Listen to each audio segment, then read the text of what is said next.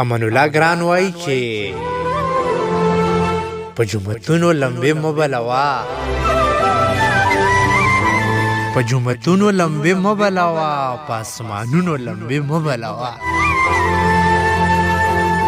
په جوماتونو لمبې مه بلوه، په اسمانونو لمبې مه بلوه،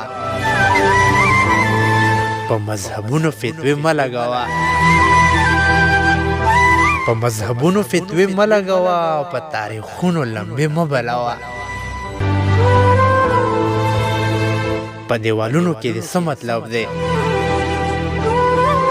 په دیوالونو کې دې څه مطلب دی؟ په دیوالونو لمبې مه بلوه، د یو لمر مخې مخ ته ځان ګرم کا، د یو لمر مخې مخ ته ځان ګرم کا، په کتابونو لمبې مه بلوه، چې حقیقت نه ښکاره کېږي درکې،